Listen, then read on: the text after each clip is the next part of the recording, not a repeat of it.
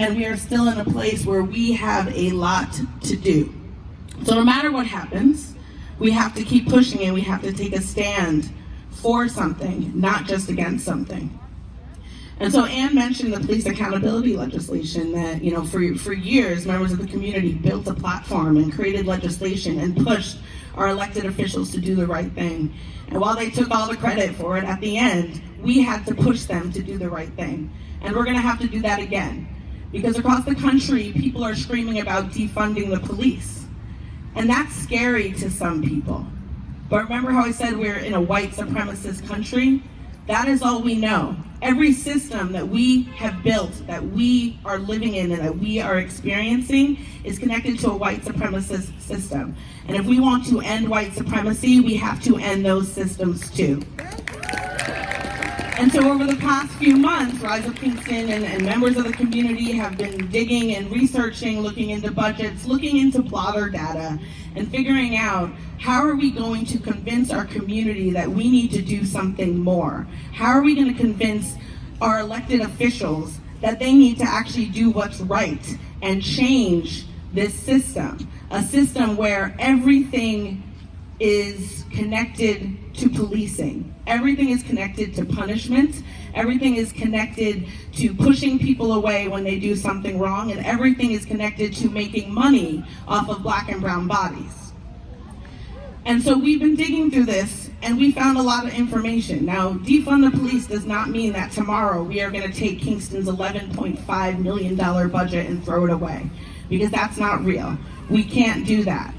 But what we have found is that there is 22% of the budget, at least, but we're going to start with the 22% of the Kingston police budget that police officers do not need to be a part of. We're talking about motorist assists. We are talking about lockouts. We're talking about mental health crises, medical situations.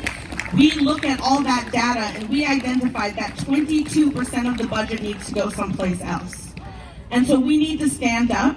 And we need to make sure that our elected officials are hearing us about that, because we have the ability to push for something more and something different in our community. There are communities all over the country that have pulled money from policing and put them into community groups that are doing de-escalation, that are doing conflict navigation, into mental health, into drug rehabs. But here, all we can keep doing is putting money into police. And that's nonsense. So on November 28th, the new budget hearing for the city of Kingston. So we need to show up big, and we need to let them know that we are expecting them to do more, that we are expecting them to actually look at this money and say, you know what, you're right, and that we need them to put that money into a contingency account, which will allow us to have a real community process on what we're going to do with that money.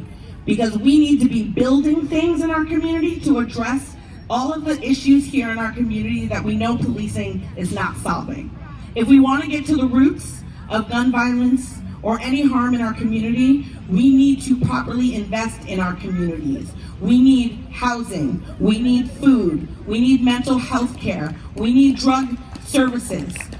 And I know it's possible because white communities all over the place have all these services, because there's so many kids with so many bright futures, and here we lock them up. You should email the city clerk with your public comments about the budget, and if you can, show up to the budget hearing digitally, virtually, and let them hear your voice. So take a stand or take a seat